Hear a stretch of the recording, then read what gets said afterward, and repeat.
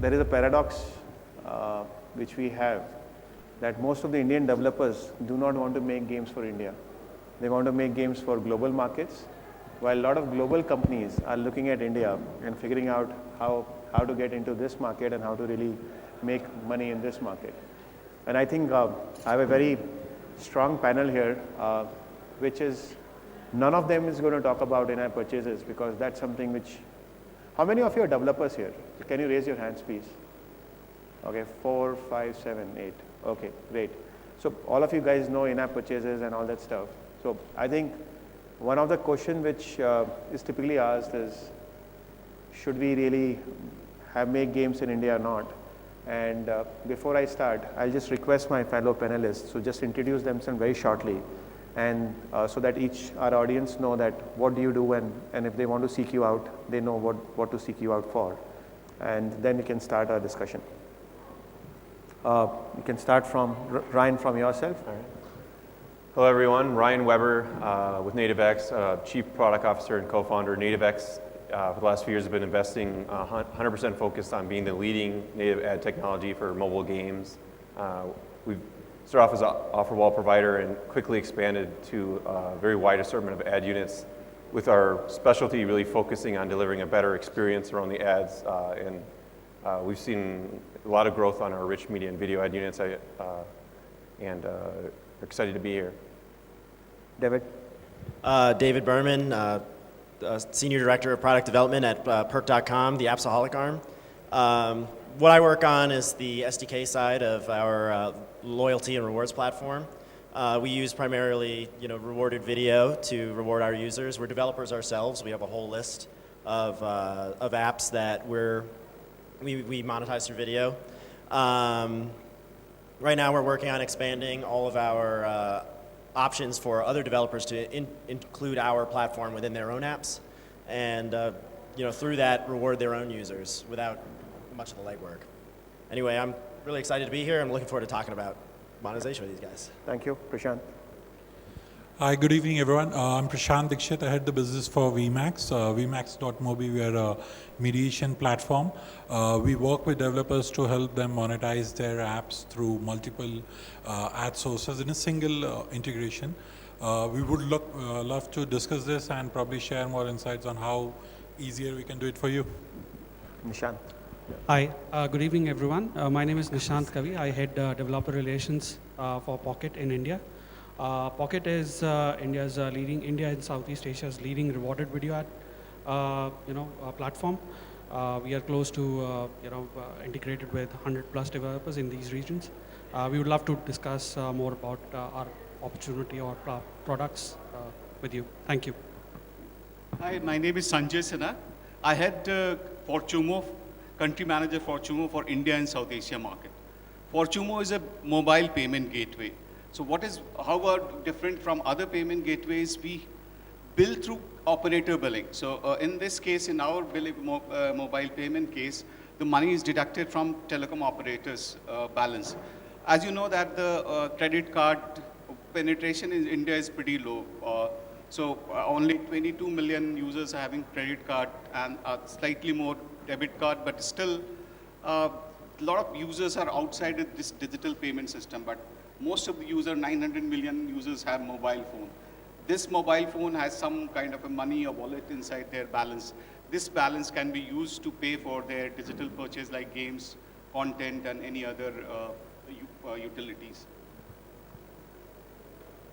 Hi, I'm Vatsal. I'm a game developer for 6 years now, founder at FireExit Software. So we make games for the Android platform, and for a long time we have been very focused on analytics.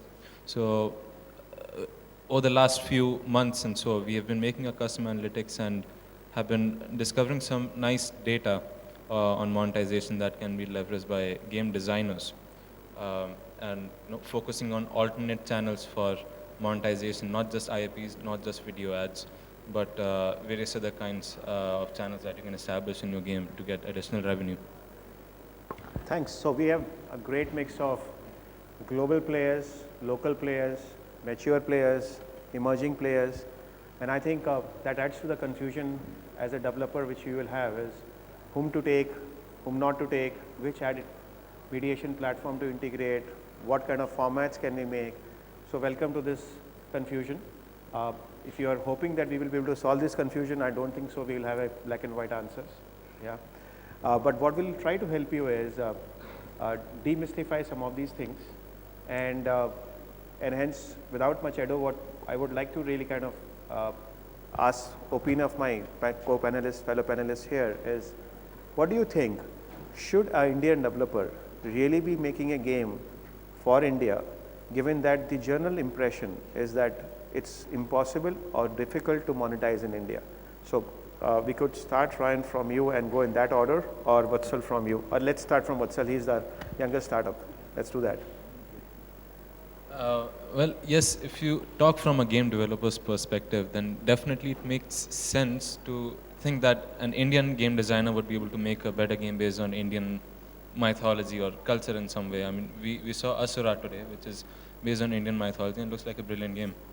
And you see similar stuff. Yeah, Indian developers are trying to make games that would interest Western audiences. Western audiences are trying to do the opposite now that the China market has started to open up. Everybody wants to go to China. So as a designer, I think that we do have a major upper hand when it comes to making good games. But the question definitely remains for monetization. We have... So if I can ask you very straight. Yes. Yes or no? I would definitely like to do that. I mean, so far we have had really less... I'm still seeing a lot of hesitation. Yes, I would say, I mean, as you said, there are no black and white answers here. Fair So point. probably yes. So, I mean, that's what we have been focusing on ourselves, because we have seen monetization fail in India. And that's because credit card usage is less, carrier billing is not on Google Play easily. Video ads, again, even in India, they tend to pay lesser CPMs. So that's why we have been exploring alternate means of monetization. And I think that, over the last few months, we have started to aggregate services that would help us monetize games in India well. So yeah, now finally your business developer and the game designer mind can work together and agree with each other. Good, thank you.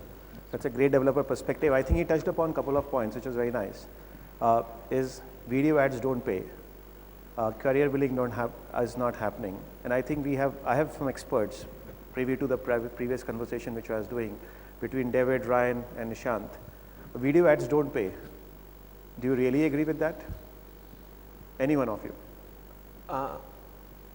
I was looking at some stats on the way out here. My first time in India, and we do get traffic here. It's not our biggest strength is the U.S. market, but there are. I look back at the performance, and there's e-commerce guys that are buying up the CPI inventory. And if you look at the early days, even in the U.S. with the App Store, those early game developers that built an audience, they cashed in. And to me, I really, coming out here, I've spent a lot of time in China, and I feel like this market, it's so competitive there. This market has a lot going for it. And if you want to be on the front edge and you got to take a risk, you're going to have, in the early days on the App Store, people were using ad monetization for premium apps. They didn't have in-app purchases. Yep. And a lot of those guys did very well, but there's a certain amount of risk they have to be willing to take. But I guess I'm a founder of a startup, so I'm willing to take that risk. I think it's a great opportunity. And as a local player, I think you have I like what Mark said yesterday, Mark Scraggs. You know the audience, you know the market here better than anybody, from San Francisco. So I say go for it. But cool. And I think one of the great points which you kind of made was that you don't need to really ape the evolved Western market to really focus on in-app purchase, because a free-to-play cashed out in the initial part when a lot of advertisers really came onto mobile bandwagon. And I think that's what is starting to happen in India with a lot of e-commerce guys wanting to really do that. I think that's one very, very strong message, is that guys don't really get over paranoid about economy balancing, in-app purchases and all that stuff. There are models. David and Nishant can talk more about it. Yep. So just to give you on Vatsal's point that video ads don't pay. I mean, from an India perspective, because we are a dominant player out here, and Just to cite your company's example, I mean, of course, you definitely, for Chota Beam Jungle Run kind of a game, we are seeing tremendous amount of growth in terms of revenue as well as downloads and of course retention. That's one good case study I can offer you right up front. Then the second one, from a global perspective, I think if you have heard of Crossy Roads, I think that has made a tremendous impact when it comes to video ads story, rewarded video ads story from a ad mediation platform or exchange called Haze app. So I think I would beg to differ on your point that video ads don't pay, but these two examples, one from local player and one from international player, I think paints a different picture altogether. I meant to say that the eCPM tends to be on the lower side. Well, it depends on a whole range of factors why those eCPMs can be lower. I mean, video campaigns can differ a lot. You know, that's not in our control. We try to get the developers as best as possible, but they are certainly, I can vouch for that those video ads eCPM rates are way much higher than probably the normal display I think ads. this eCPMs one, Ryan has a very strong perspective, and I'll come to him afterwards, how the range it could be and what are the factors. But let's hear David on the video, please. So I agree. Video ads absolutely do pay. Like I can't stress that enough, given that there is a lot of demand, you know, and where there's demand, you're going to find supply. So they will pay, assuming that your users are of the type of traffic that the ad provider is looking for. So whereas low quality, you know, ads that are people trying to spam ads at their users, maybe you think that the eCPM is lower. But I've seen a lot of very, very successful, including in our own apps, I've seen a lot of very successful campaigns come through in India specifically. The rewarded video aspect more specifically, simply because you'll be seeing people, there's a lot of demand for app downloads here as well, right? So people are always trying to push their brands, and India's the next big market. So I can only expect that it's going to continue to grow as well. If video didn't pay, you wouldn't see any video here, and we all do, right? So it's certainly probably the quickest, what I would suspect to be the quickest growing space that you can kind of look into for monetization right now. Yeah. Ryan, do you want to comment on the range eCPMs? And because you had some very interesting case, and you made it in your earlier presentation. We speak firsthand a little bit. Crossy Road, we do 60% of their fill in the tier 1 Western markets right now on Android, on video, and the CPMs we're reaching with their game is quite high. So even these casual, like the Endless Runners, I was pretty amazed at how high we were able to get their eCPMs. But eCPMs, I was talking about this earlier in my talk. It really, you know, people talk so much about the rising costs of CPIs, and so much of it is, are there apps, you know, that are relevant for an audience? And so is your audience valuable to the right type of advertiser? So if the mid-core game companies aren't making $15 CPIs, then mid-core game inventory probably isn't going to be worth the CPMs in India. But a game like Crossy Roads, you know, maybe they do very well in India. We don't run ads in India for them yet, but you know, a game like that, if it's the other, you know, if it's who do the e-commerce guys want to reach? That would be the game audience I would go after probably first if I was going to focus on ads as my primary monetization. Yeah. David, you want to add on something? I just wanted to add also, like on that same vein, the other thing to keep in mind is certain users are more valuable than other users. If you're able to identify which users those are, and then you can show ads, like video ads specifically to them, you'll see that for those users, for that group, you're going to perform much better. You're going to actually be able to see probably performance that's on par with what you would have expected in the first place. The problem is only when you are not segmenting at all. You're spraying and praying. Yeah, exactly. When you're just spraying, exactly. But if you're segmenting your users, you're going to find that you're able to get the right ads targeted to the right people. So do you offer a capability to really kind of predict that this user is going to be a video watcher or this is not going to be a video watcher? Do you kind of really predict it when you're kind of serving the ads? So we don't directly, but we work with a lot of partners who do. So we have a lot of experience via our own users as well. So our team is they've kind of become experts at understanding where those users lie. Got it. And then we also do offer I don't want to be too salesy, but we do offer some survey options as well. So it's easier to identify those segments of users. Yeah. But I would completely recommend looking into that kind of data science as well whenever you're creating, if you have those resources when creating something. If you don't have those resources, as simple as just asking your users, which kind of identifying which device IDs even are just the ones that are watching your videos to begin with. And then from there, you can kind of make conjectures and have a good idea of like which ones have a higher tolerance for more ads. It depends on how sticky your game is to specific users. Once you've identified them, the performance will follow, and when the performance follows, all of the agencies, they'll know where to look. Got it. So, Prashant, coming to you. Yeah, just wanted to add something to Vatsal's point. I'm not sure which partners you work with. What we have seen many times with developers is they would use a particular format, go only with one partner, and then kind of arrive at a conclusion the format is not working.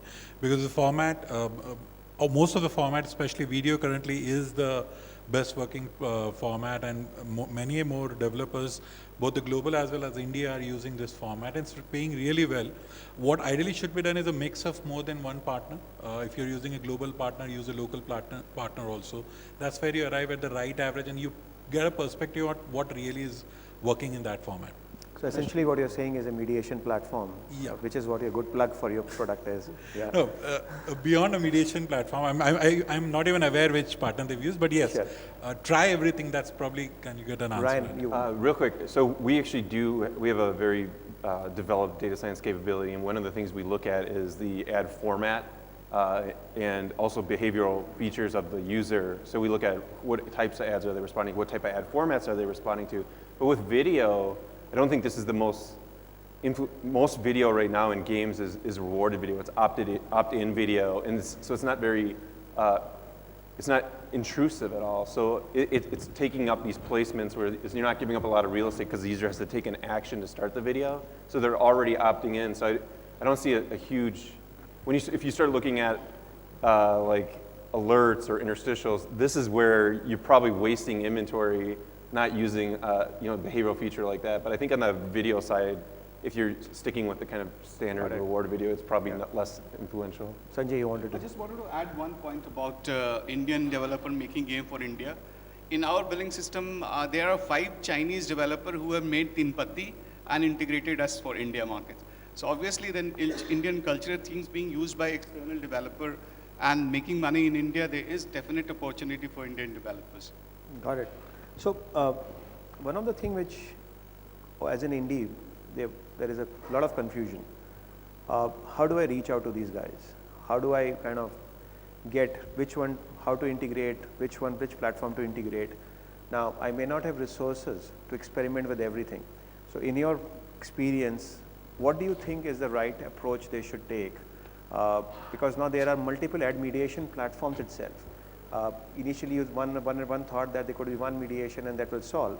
Now there is an X mediation versus Y versus Z, and everybody says that we will be optimizing. So I'm saying, given that some 8, 10, 12 people are there, at least they can really get some guidelines, some perspective from you guys on how to approach this confusion. So any one of you, whichever one want to kind of start. I think yes, there is a problem of plenty, both on the format size, on the partner side, and also in terms of platforms. What really should is all of these platforms, while there are more than a handful available, they all have some differentiators. If I can be a little pitchy here, I would say that probably I'm a local-based partner, so I may do better, but then you have more global guys who may offer you a better perspective of different markets. That what really should be done is evaluate what you are looking at and what exactly is... So I'm as a developer looking at money, buddy. That's what I'm looking at. I guess then whichever one is allowing you more flexibility in terms of formats or in terms of integration or works out for you at that scale would be the best one. Okay. So you're saying flexibility, scaling. Yes. those kind of credibility and proven examples. Yeah, somebody, because when you're starting indie, you are looking at probably a faster approach, but at the same time, you want the platform to support you when you scale up into a larger player also. Very and nice. somebody who can support you across your life cycle as a developer. Cool. I think we did a blind study. We had a PR firm send out a blind study to game publishers and ask them game publishers about buying criteria for selecting an ad network, and and a number of other things. But one of the things that was very clear is everyone agrees they don't trust ad networks. So we're standing up here telling you, who you should work with. Ultimately, it's you're going to talk to each other, and it's word of mouth. And people build a reputation. It doesn't happen overnight. It happens through, long built on relationships. We used to be a content company, and the guy watch out for the quick hitter. There's a lot of. It's not hard to get PR in this industry. There's more PR coverage than it needs, I think, especially coming out of the Bay Area. Yeah. And in the game sector, it's a really interesting spot, and it's kind of bleeding edge for technology and media right now. Games are really shaping a lot of what's happening in technology. So I think you've really got to listen to your friends in the industry. This is very interesting. Basically, what you're saying is word of mouth perception decides your decision. That's the takeaway of your research. Yeah, I think that's what it is. So, yeah. So in our experience, we have worked with NDs, and some of them have been decent success. We in fact go one step in terms of helping them with user acquisition, because ultimately that's going to lead you to some tangible revenues. We have a different product offering for a B2C, for a consumer basically, which is pocket money basically. And we help you promote your game, basically promote, for some period of time, helping you gain some installs. And then we only ask, you integrate our SDK basically.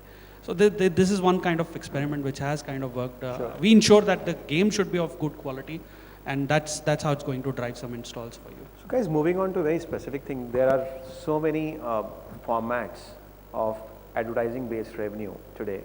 Offer walls to interstitials to videos and whatnot. I myself kind of get confused.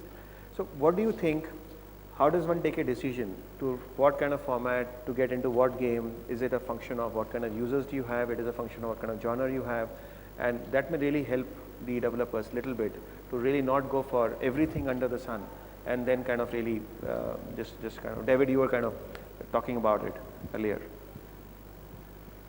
Yeah, so in general, I mean, and this is the most standard answer ever, is it depends, right? It depends on what kind of users you have, what kind of app you're developing. If you're a slot app, slot machine app, it's going to be a lot different how you want to monetize your users as compared to an RPG. But that being said, I would look for something that's the most customizable, right? Something where you can make it fit in your app no matter what you're trying to build. You can, if it's a video SDK that you want to install, if it's if you're hoping to just get a direct ad feed, things along those lines, even if you want to use offer walls, make sure it matches your game and it's, an experience where your users are going to find that it fits and that it adds value. And that you're, again, identifying those users that are the most valuable and making sure they're seeing what will return the best value for you and for them. It's important to make sure that you do keep them in mind and that they're getting more value in exchange for their attention or for example, offer walls, let's say. Yeah. Do you think there are some genres which really kind of respond much better to offer walls, and some genres absolutely you will not get great return? Is there something which you can really kind of throw some light on that? Well, absolutely. In our own apps, we've seen that offer walls can be very successful. We do direct incent. It's not. It may not be as successful if most of the offers that you're receiving are credit card based offers that require a purchase, where it's essentially just affiliatized, and your app doesn't really offer enough in value to make up for that. So, I mean, ours has all been cashback, which makes a lot of sense to use offer walls. But if your app is more along the lines of something where you're trying to offer a user the ability to move beyond a level or something like that, completing an offer takes them out of the app. It's not worth the time. Yep. So it's important to keep your users' flow in mind, like the UI that they're experiencing, their experience when they're going through whatever process you want them to go through to actually convert that offer. Yeah, Vatsal wants to. Yeah, to elaborate on this point and on the question as well, we do have a lot of options in the with us, but in general, what I've seen at least is that well, first we had the interstitials coming in, and that's because somebody writes a blog says banners are dead, move on to interstitial. And then the same happens with in incentivized videos, rewarded videos. Rewarded videos are better than interstitial, which is actually, to be honest, quite true. We replaced all our interstitials with rewarded ads, and we saw an increase in both engagement, ratings, and even revenue. As far as I think offer walls are concerned, we experimented with that as well. And as you said, it takes the user out the app. So unless the user is really into your game, maybe it's some sort of a mid-core game. It's not something extremely casual, pick up and go. I think an offer wall might do well in those circumstances. I was just going to add, I think, and I had a talk earlier, so I'm just kind of repeating it. I'm sorry for those that have heard some of this already, but in the same category, so let's look at endless runners. Some game developers are getting really good about thinking about their monetization, before they ship the product, and we see there's endless runners that we see that are using reward-based ads, and they've got, maybe it's not the strongest economy like an RPG or a mid-core, some of the mid-core games, but they can still use rewarded videos. It's not that hard of an action to get a user to complete. Maybe they wouldn't be as strong as an offer wall provider. But there are other endless runners that have done a very poor job of integrating that video, and maybe they just bolted it on after the game was a runaway success, and then they try to retrofit it, and they end up making a lot more money from interstitials. I saw, we've worked with developers, endless runners that were 70% revenue based on interstitials, and others it was more like 50-50 or even video interstitials. But typically, the stronger the economy in the app, the stronger the reward-based ads perform. Essentially, what you've been saying is that if you want to really take a strategic decision to make ad revenues in your pre-production, in your game design, Yeah. and it's not an afterthought. Yeah, build in those placements and then Yes. hook up the right ad units based on the experience you're delivering, and you know your experience better than any of us will ever know it. So you want to set it up for success. So this brings me to one question which I've heard from a lot of developers, that ads is not cool. If you cannot make money through in-app purchase, you are not doing a really cerebral, intellectual job. And making money through ads is not something which they kind of look at in their game design. They want to kind of really even think of making money. Have you guys heard or been asked these questions before? What do you think as a developer? I think, often this thing comes up, especially in online forums. And usually, I think the people who would hold this view are the PC and console purists. Yeah. But with the mobile ecosystem, I don't think it's really feasible to expect everyone to pay. I think you have taken decision after a couple of knocks, or this was your first kind of thing before you kind of started? No, when I kind of signed up for being a developer, I did want to make a PC game. Okay. But then that's not easy when you're just starting off. Yeah. So over time, we moved from web to mobile, and that's actually been good. Good. Yeah. Prashant? In our market, especially if you're a developer making games for a market like India, in-app purchases are aspirations. That's what, and in-app purchases being a part of the cool club. But till the time the market realities is the developer themselves don't pay for in-app purchases. So if you are not paying for your other's game, nobody else is paying for your game. The only way out is make ads through ad monetization. And that's where this market is predominantly going to be, where you have more than 90% users who don't pay for in-app purchases. Then ads are the best way, and ads are paying really well. There are case studies in this market where developers making over $1 million a month kind of revenues purely on advertising. So that we have seen great case studies, local case studies itself.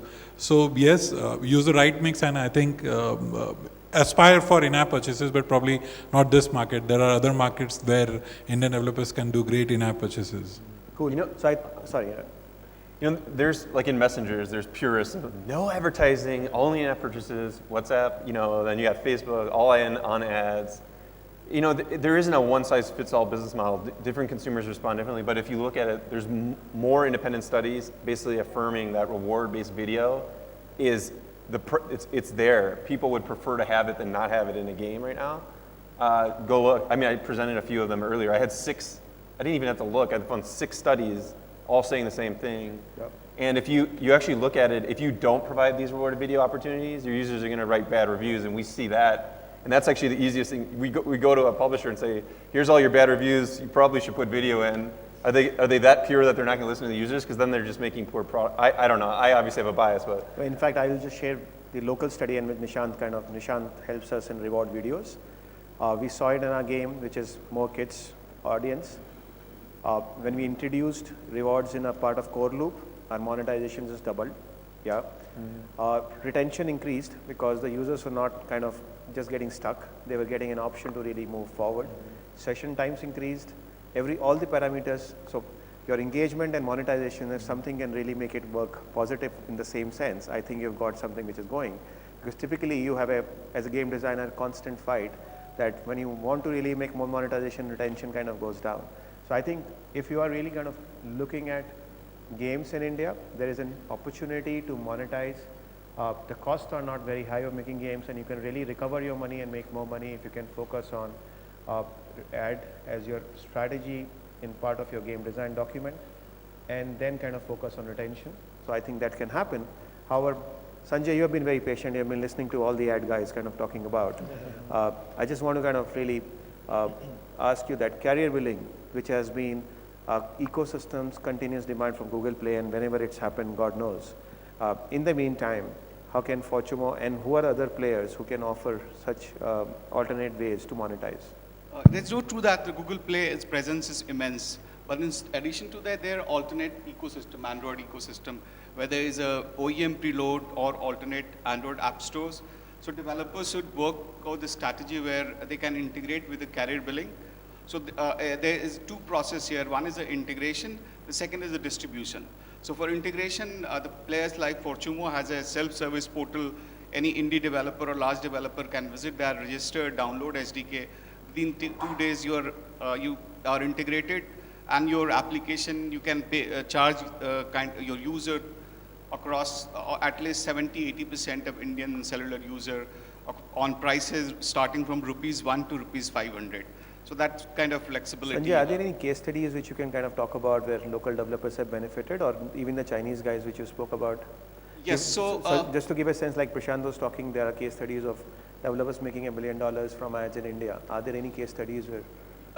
In India, none of the developers have reached to the $1 million scale. Sure. But one interesting example, I can say you that in Fortumo's global kind of a transaction system, India is now #1 in terms of overall transaction. But since transaction sizes are pretty small compared to the global market, so India's revenue not among the top. But what we have seen month on month, there is a growth across the transaction pattern.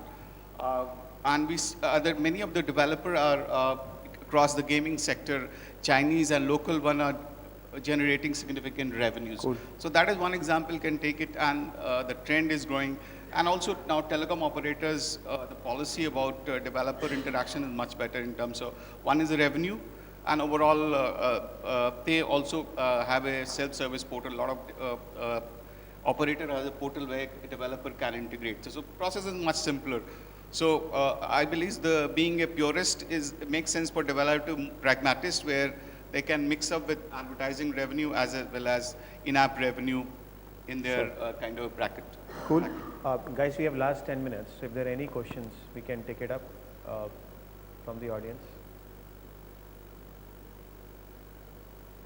No questions? Yeah. Can you pass the mic here so that others can? Hi.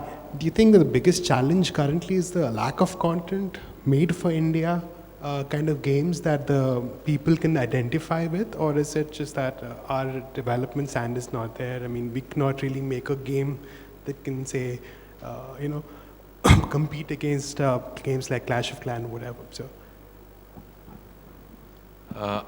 I think it's not matter. It's not an issue with developer talent, especially if you look around the conference today itself, we've seen a lot of good games.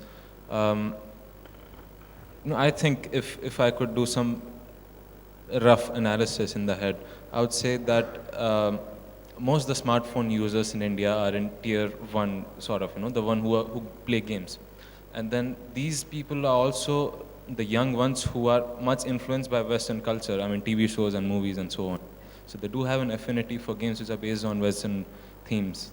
Um, so I think that's where this kind of struggle is, to pull them into something which is India based, and then again it is something that they have seen all their life.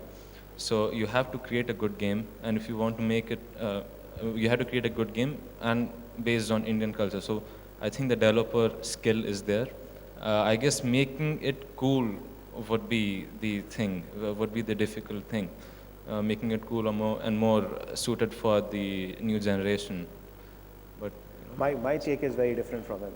My take is very simple, that you have a good looking game, you will have good engineering game, but what makes a Clash of Clan or Candy Crush or whatever it is, it's a game design, level design, all that stuff.